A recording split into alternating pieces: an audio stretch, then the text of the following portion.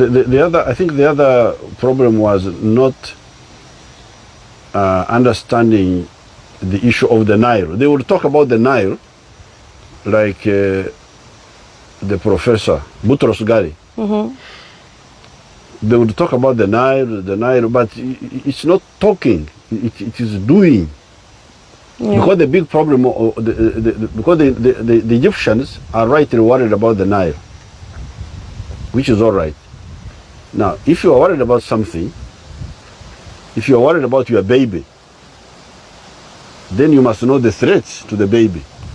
What are these threats? I shouldn't leave the baby here because the snake may come and bite him, or the sun will... So you believe that the real threats of the Nile are misperceived by Egypt? Oh yes, oh yes. So from your point of view, what are the real threats? The problem number one is the lack of electricity in the tropics. Here where you are. Yeah. Now, when you don't have electricity here, and with the increasing population, there is more cutting of trees for firewood. Now, the cutting of trees is very bad for the environment here, and therefore for the rain formation. So therefore, anybody who is interested in the Nile must work for the rapid electrification of all the tropical countries, so that the cutting of trees stops. Here in Uganda, we are now destroying 40 billion cubic meters of wood per annum. This is too much. Because people don't have electricity, they cut the trees to use for cooking. Now, the second danger is lack of industrialization. Which means if the countries are not industrialized, the population remains in agriculture. Now, this agriculture is primitive agriculture. It's not modern farming. So these fellahin, peasants, they now encroach on the swamps, on the wetlands. Yeah, almost the same word. Granary is English. Granary, like where you keep wheat. Yeah, it's gorn. So that's where water is kept. Like when you are coming here, I wish somebody could show you some of those swamps. I will give you somebody when you are going back, so that you stop on one of them. Great. And you see. So those swamps are being encroached on by the peasants because they are looking for to grow something near the water and all that. Now, if you take Uganda, 40% of our rain comes from those wetlands, from those swamps, like the one they are going to show you today. So if those swamps are dried up, that means we shall get 40% less rain than we are getting now. The other 60% of the rain comes from the ocean, from the Pacific. But I'm also not sure if we lose the 40, whether we shall continue getting the 60. Whether the 60 may also not, because when the two combine, the 40 combines with the 60, then you get the rain. So I'm not sure that if we lose the 40, we shall even get the 50. We may get less. So therefore, to preserve the Nile, two things must happen. Stop, electrify the tropics so that people stop cutting trees. Secondly, industrialization, so that people shift from agriculture to industry, to factories. You leave less people in agriculture. Like Europe, if you go to USA, how many people are in agriculture? Only 2%. In the United States, in UK, the same, 2%. Here, something like 70% are still in agriculture. Even in Egypt, people need to shift from agriculture to industry. That's what we used to tell Mubarak. If more people are in industry, if Egypt is a Japan manufacturing, you will have less people in agriculture, and you will now have the products of the brain rather than the products of the plow, the cars, the machines, Japan, like Japan is doing. So that's what we need here. Then the Nile will be protected. Mr. President, I totally understand, but people in Egypt are really concerned, and they can't understand yet what you are saying. It's very new for them. So we have... That's a big mistake. Yes, because... Yes, I admit. The Nile has been here for a million years. Yeah. Why don't they come and we discuss? We are here. But I will tell you what the Egyptians are thinking of. We have been struggling alone. We have been struggling alone to build electricity, so that we have electricity, but also people stop cutting trees. We have also been struggling to build industries, so that people shift from agriculture to industry and services. Services, hotels, tourism. There's more money there than just agriculture. Agriculture, you can have less people, but with more agricultural production. That's what is happening in America. How many people are in agriculture in America? Very few, 2%. But the production, very big. Production, agricultural production, yeah, very big of the United States. Industrial production, very big. Egyptians think like this. They need water to live, and this is very true. And they are saying, we need water. The countries of the upstream are having rains. Why they are insisting to deprive Egypt from it's not enough at all share of the Nile waters?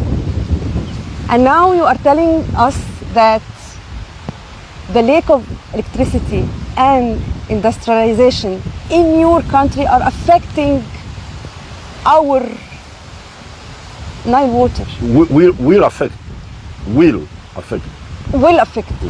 That's what we need really to explain to the Egyptian people and to think together how we can face together these threats and solve this problem without hurting anybody. Exactly. That's exactly the issue. Yeah. Because I have the figures here. No, so that's one side. One side. But besides, Egypt should know that they are in Africa. The Egyptian civilization is an African civilization. It is based on African resources. The Nile. The Nile is the mother of Egypt. So, why do you spend so much time in the Middle East, in Europe, America? Could spend a little bit more time where your life is. If you say life is, Nile is life for Egypt, which is true, then why do you spend so little time? And you spend a lot of time on things which don't give you life. You should ask your leaders. I used to tell Mubarak, why don't you come and visit the source of the Nile and we discuss? Just comes for 1 hour, goes away. The other day Mus came for 2 hours and went away. When do we discuss seriously? And they didn't go No, to the source of the nobody, Nile. not even the pharaohs. Neither the pharaohs nor the president of Egypt. I did, and I'm very proud. Very good. God will bless you since you visited the source of the Nile. So, now the other issue, if the Egyptians knew that they are part of Africa, you will find that there are rivers in Africa which have got much more water than the Nile. Like, The Congo. This Nile you are talking about, the Egyptians with their disagreement they had with the British. These agreements of theirs with the British, 1928, 19, I don't know, 40 what. They were talking of 85 billion cubic meters of water per annum. And then they gave Egypt 55 billion, Sudan 18 billion, our area nothing. but you don't need water. We shall come to that. Okay. We shall come to that. Fortunately, those figures are also wrong. Because the water of the Nile is more than that. Sometimes it is like the here, average annual volume billion, 89 billion here. Here. The Nile? Yes. It's more than the 85 they keep talking about. It is more water than that. Sometimes it goes up to 160 billion. Why you are not aware of that? Because you have no time. You are busy with Europe, with America, with the Arabs. That's where you are. The figure, the 85 billion, were before 1961. After 1961, there were huge rains where Lake Victoria went up by 3 meters. So the average is 89 billion, not 85 billion as they keep saying. And sometimes it goes up to 161 billion. So that's one point. But the Congo has got much more water than the Nile. It has got 1,319 billion. This little Nile of ours has got only 100 billion, 160 billion, 85 billion. But the Congo has got 1,319 billion. So, what the Africans should be doing, not only the Egyptians, is to talk to look at Africa as Africa. And then work together, approach the government of the Congo. Because now this water is going in the ocean. Mm-hmm. Just the ocean. Wasted. Yes. Like this huge water of the Congo is just going in the ocean. Mm-hmm. Yeah. So, what if we talked to the government of Congo and all of us Africans and say, now how do we help each other to develop electricity, develop industries, but also develop agriculture, but also solve the problem of water. Yes. So That's what should be done. But we can't do it when you are standing there, like when you stand, you make statements. We shall go to war with Ethiopia. If you go to war, of course people will fight you. And they will forget about your problems. Because you are now an enemy, you are not a friend. All these other rivers, the Niger in West Africa, 302 billion cubic meters of water. Much more than this Nile, which we keep talking about. The Zambezi, these are a bit far. The Zambezi is a bit far. But the Niger is not so far. It is that one which goes through Mali, through Nigeria. The Congo is not so far. It is near here. And there are other river systems, even in Ethiopia. There are other river systems. Not the Nile system, but others. The Omo, what? So therefore, the Egyptians need to remind themselves that they are part of Africa and that their livelihood, indeed their existence, is African-based, and spend more time on these issues, and then we'll look for solutions. If this is the solution, if we have to sit together and to think together about a solution, and you are the wise man here, you are the great African leader now, why don't you ask for... We are ready. We are ready. First of all, there was one meeting where Mubarak could not come.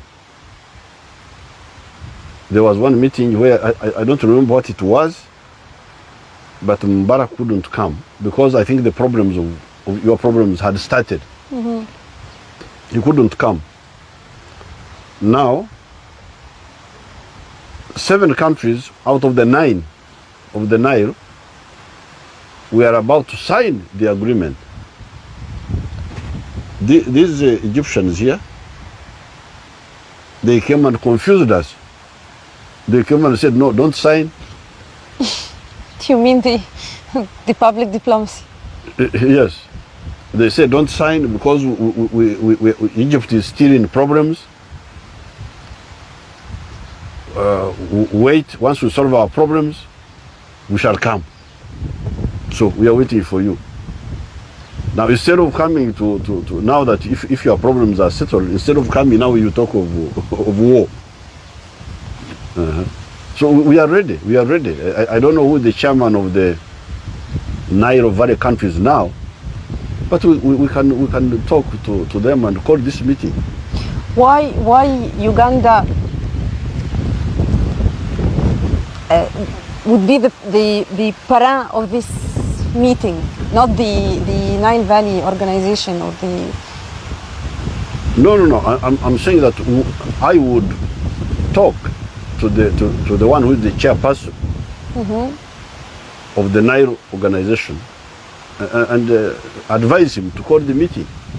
Why you don't call for the meeting? Well, I don't know who the chairman now because I need to follow the protocol. But it doesn't matter who is the chairman. I can talk to him.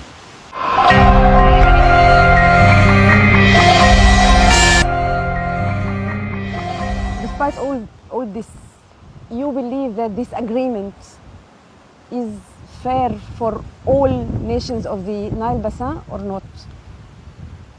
It's bound to be fair. There's no way it can be unfair. Why? First of all, the water for electricity is not a problem because the water for electricity goes through the machines, generates electricity, and goes back in the river. So there is no problem. But that's not what Ethiopia is doing now. Ethiopia now is building a high dam with a huge capacity. We shall come to that. Okay. Shall come to that. So electricity is not a problem. The water goes through the machines the turbines, goes back in the river. The one downstream gets the water. The one upstream gets electricity. So that's no problem. Irrigation. There should be some irrigation. Why? This is because although there is rain, this rain does not always come on time. Sometimes it comes, sometimes it delays. That's why you hear of starvation in Ethiopia. I don't know how you are young, you may not have heard. Ethiopians used to die of starvation. There was a very big famine in I think it was 1985. Many people died because of starvation, because that rain had not come. So you can't say that other Africans should die of starvation. Of course not. Of course not. We don't agree. But not we Egyptians. No. Egyptian people doesn't agree. No. But all those leaders, not acceptable. All those leaders know the big starvation in Ethiopia in 1985. Millions of people died because of starvation. But so therefore you must have some irrigation. The good thing is that irrigation is standby irrigation. Mm-hmm. It is not all the time. It is not all the time. It only comes in case the rain doesn't come. If the rain comes, the water continues. Where will you store the water? Because if the water doesn't go, Uganda will flood. Mm-hmm. Yes. Those people are talking about things which don't exist.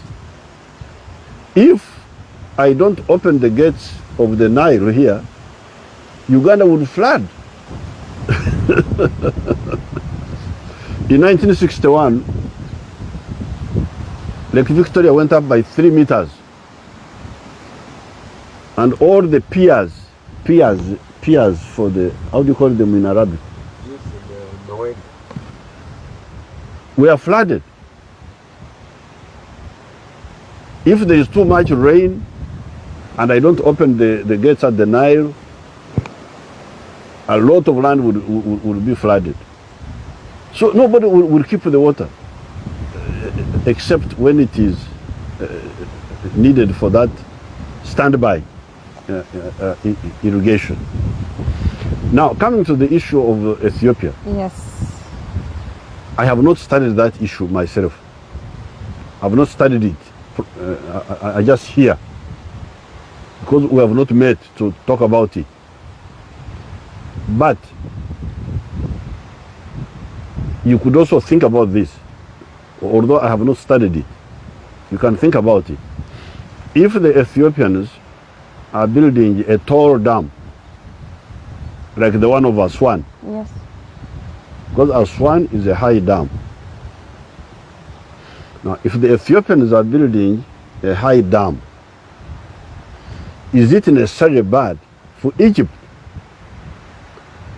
We need to answer that. One thing you should remember is that evaporation in Egypt is much more than, for instance, in Ethiopia. Especially Ethiopia, the evaporation must be lower. I need to study that. I need to ask our scientists. The evaporation, what do you call evaporation in Arabic? تبخير. Yes. Mm-hmm. So, if evaporation in Egypt is obviously much more because of the desert and the heat, what would necessarily be wrong if the water is stored in Ethiopia and goes down to Egypt when it is needed? What would be the problem? I don't know whether there's any problem, but I have not studied it. But there is also that issue of evaporation. If you studied this issue yourself, Mr. President, and it's proved that this huge dam Ethiopia is building now is affecting Egypt, really affecting Egypt. Cannot support what hurts Egypt. We cannot support what hurts Egypt.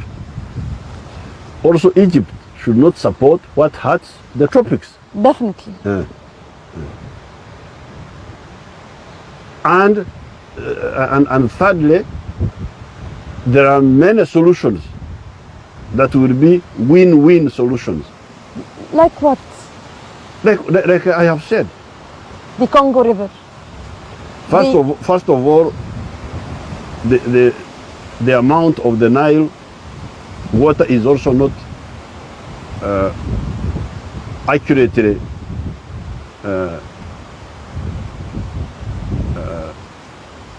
described.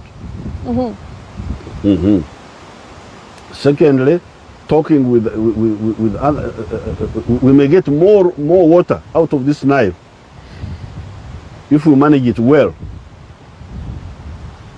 If we manage it well, we may get more water out of it, because the figures I see here, they are more than what we keep talking about.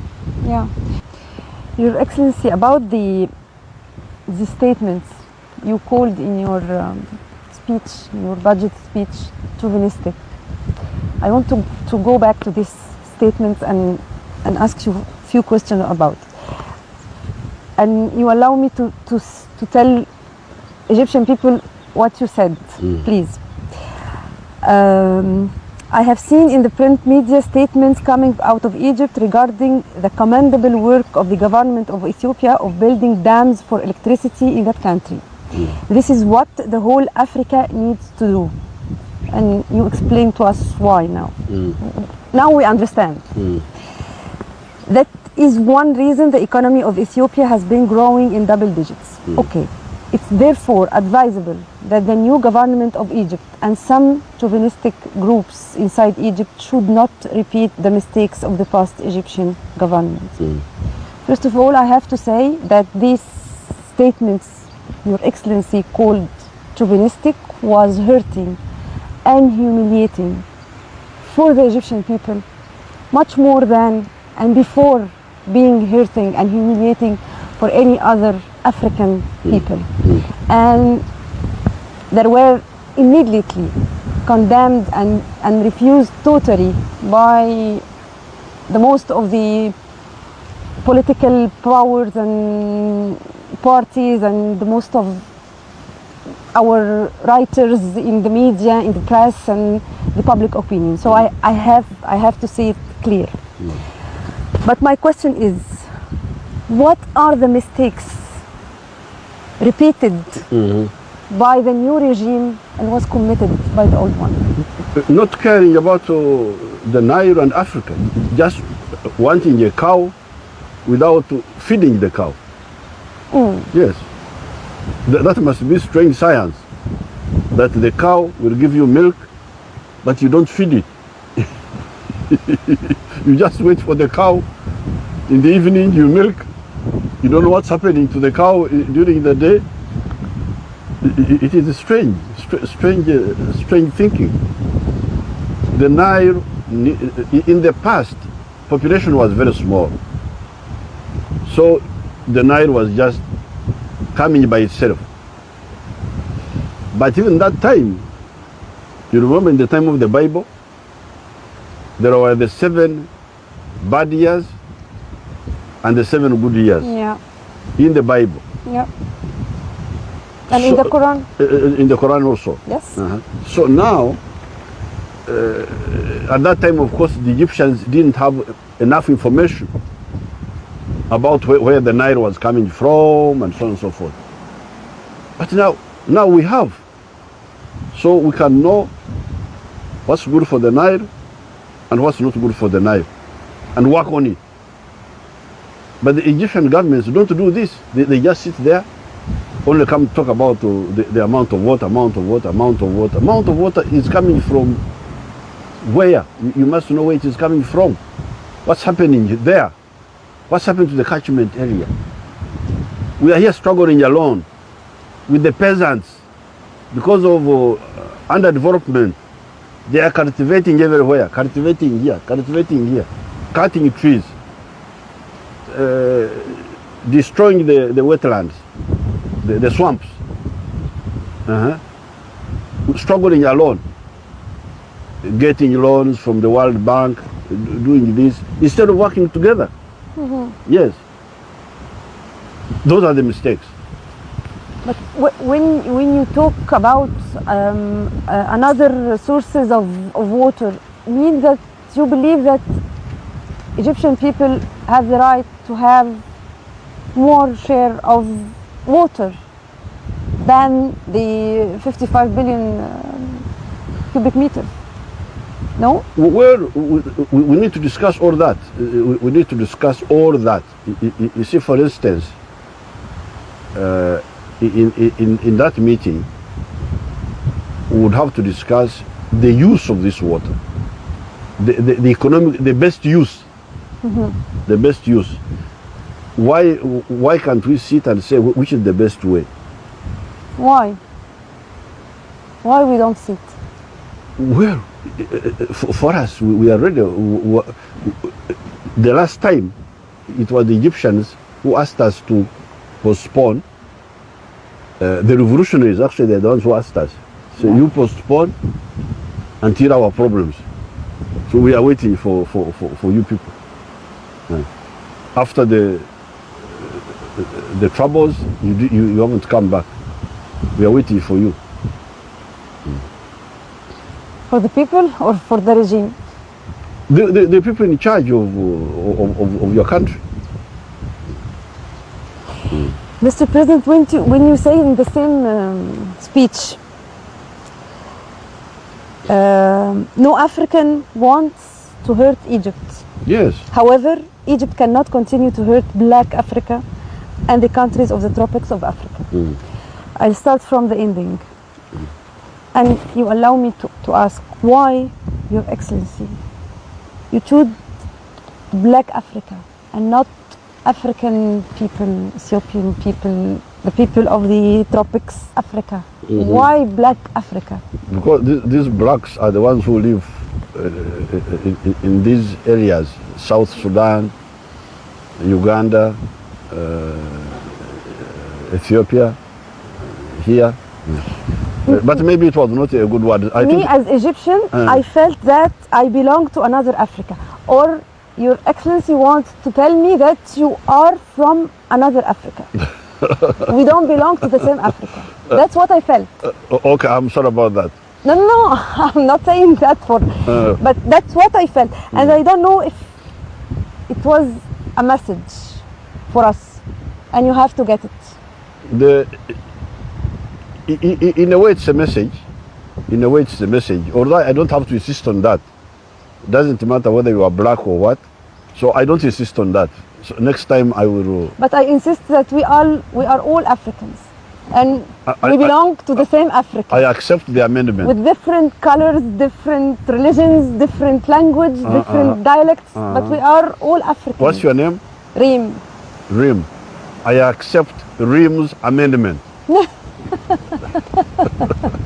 So I'll put it in my speech as amended by Reem.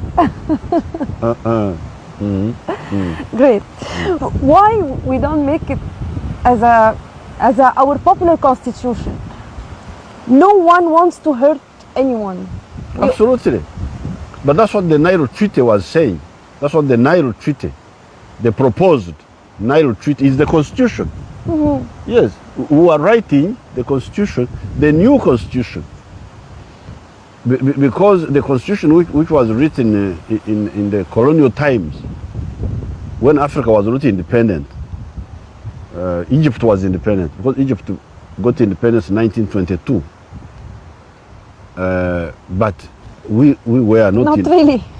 Well, you got some flag independence in 1922. 23. But for us, we were not. So we were not in these discussions.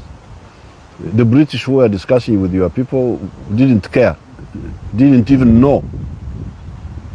And they were doing a lot of bad things to our environment. So we are now here, ourselves. Our Egyptian brothers are there and sisters. So let's talk about our future now.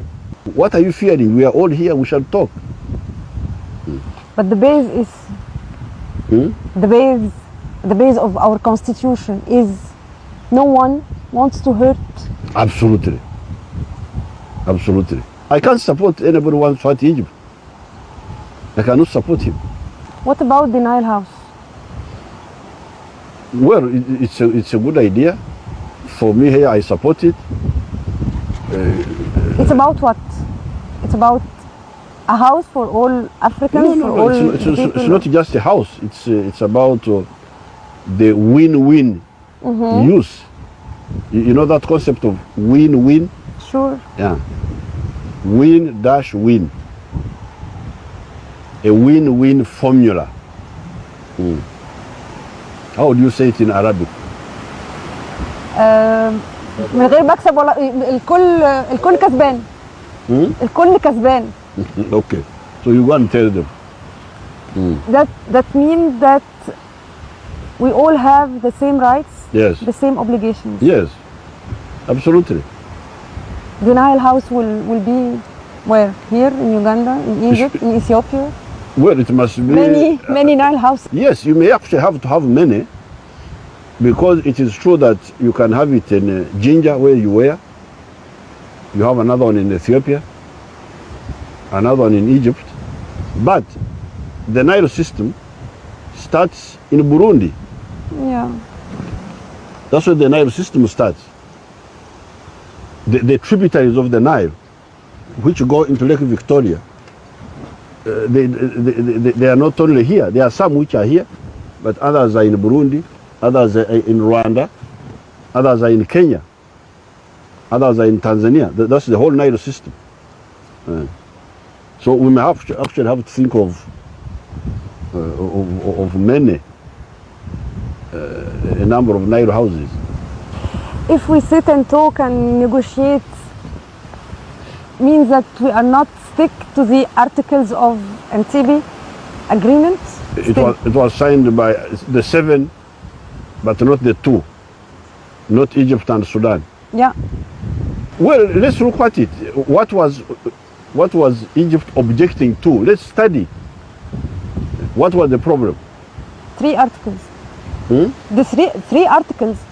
What were they saying? I don't remember. The water security, the mechanism of voting by consent or by majority, and the veto. The veto. Egyptian and Sudanese veto. No, we'll have to discuss that when we are all together, because I haven't studied it. But now we are having a new president. This is the same point. If the ministers fail to agree, let us meet, all of us. Because some of those ministers, they are prisoners of not thinking deeply. Just small things. They are afraid to think because they don't want to be blamed. Yeah. So, but if I'm there, I have no fear. I will know. So we should not leave this issue with the ministers. That's what I told Mubarak. We ourselves should meet and conclude. So, Your Excellency will call for them? We are not the ones chairing, because I would know. There must be somebody else. Okay. But that's my proposal. It's a great one. Finally, I need some messages from Your Excellency. First of all, to the Egyptian Fallahin. I want to send a message to all the Egyptian people, including the Fallahin. Because if you isolate the Fallahin only, you will not get a good solution. Modern societies live by industry, modernized services, and modern agriculture. That's where Africa needs to go. That's where, including Egypt. Where Africa needs to go exactly? Industrialization, modernizing services, modernizing agriculture, ICT, so that we have less people in agriculture and more in industry and services and ICT, like modern countries of the world live.